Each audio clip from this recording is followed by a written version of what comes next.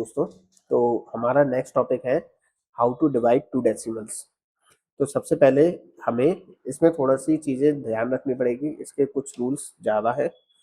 तो सबसे पहले हमारा जो रूल है वो है make division a whole number most common and recommended. मतलब हमें सिंपल यही है कि हमें बिना डेसिमल के नंबर को मानकर सॉल्व करना है, ठीक है।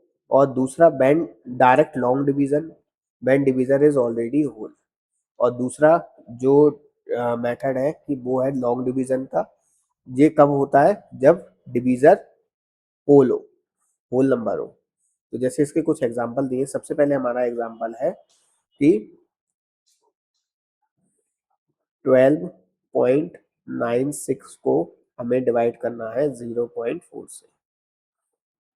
अब इसका रूल क्या है करने का कि इसमें दोनों नंबर डेसिमल के हैं, तो हम दोनों नंबर को बिना डेसिमल के कंसीडर करेंगे। हम ये मानेंगे कि ये दोनों नंबर कोई भी बिना डेसिमल के लिखे हुए हैं। तो हमने इसको मान लिया 4, 0 4 मतलब 4, और इसका 1296। अब हम इसको सिंपल डिवीजन की तरह सॉल्व कर देते हैं।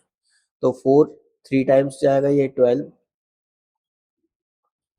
अगला नंबर हम यहाँ लिखेंगे 9, तो ये 2 टाइम्स चला जाएगा 8 और 1। और अगला नंबर हम लिखेंगे इसके आगे 6, तो ये बना 16, तो 4 टाइम्स ये गया 16। तो हमारा आंसर कितना आया? 324। लेकिन अभी हम रुकेंगे नहीं, हमारा ये काम अभी हुआ नहीं। तो सबसे पहले अगर हम इस नंबर को देखें तो ये आएगा कुछ इस तरीके से 12.96, और इसके अपॉन में आएगा 0.4।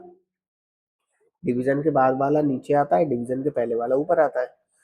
तो अब इसके बाद डेसिमल नंबर को हम काउंट करेंगे। इसमें डेसिमल नंबर कितने हैं? 1 2। तो डेसिमल के बाद इसमें डिजिट्स है 2 और इसमें है 1। तो बस हमें अब जो रूल अप्लाई करना है वो है न्यूमरेटर माइनस डिनोमिनेटर का। तो न्यूमरेटर माइनस डिनोमिनेटर यानी 2 माइनस 1 अब हम करेंगे। जो ये डिजिट्स आई है इन्हीं को बस हम माइनस कर देंगे, 2 माइनस 1, और हमारा आंसर आ रहा है प्लस का 1। तो या तो आंसर हमारा प्लस का 1 आएगा या माइनस का 1 आएगा। मतलब प्लस का नंबर हमें मिलेगा या फिर माइनस का नंबर मिलेगा। तो यहीं से बस हमको ये ध्यान रखना है, अगर हमें प्लस के नंबर मिलते हैं तो हमें पॉइंट लगाने हैं, और अगर माइनस के नंबर मिलते हैं तो हमें उतने ही जीरोस लगाने हैं। जैसे मान लीजिए कि यहाँ पर 1 हमें प्लस का पॉजिटिव मिला है न्यूमरेटर माइनस डिनोमिनेटर करने पर, तो हम एक नंबर गिन के डेसिमल लगाएंगे। तो एक नंबर हमेशा राइट से गिनेंगे, तो यहाँ से गिन के 1, और यहाँ पर हमारा आंसर 32.4 हमें मिल जाएगा, ठीक है। अब नेक्स्ट जो है वो ये है कि 45.6 डिवाइडेड बाय 12। तो इसको भी हम यही मानेंगे कि 45 6 अपॉन 12। तो ऊपर कितने डिजिट्स हैं? 1। मतलब डेसिमल के बाद कितने नंबर है? 1। और नीचे डेसिमल के बाद एक भी नहीं है, मतलब डेसिमल ही नहीं है, तो हम यहाँ पर 0 लिख देते हैं, ठीक है। और 1 माइनस 0 हमारा आंसर आ जाएगा 1, क्योंकि हमें न्यूमरेटर में से डिनोमिनेटर वाले डिजिट्स को माइनस करना है। अब हम इसको सिंपली डिवाइड कर लेते हैं बिना डेसिमल के।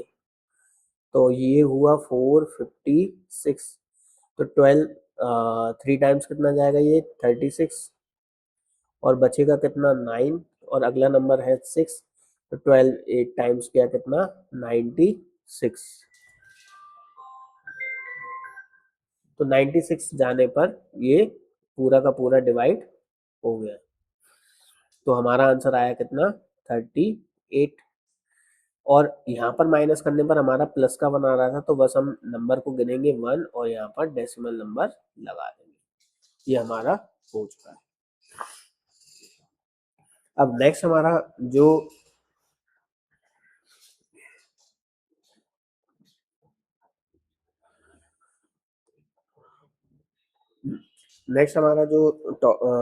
क्वेश्चन है वो ये है। जैसे मान लीजिए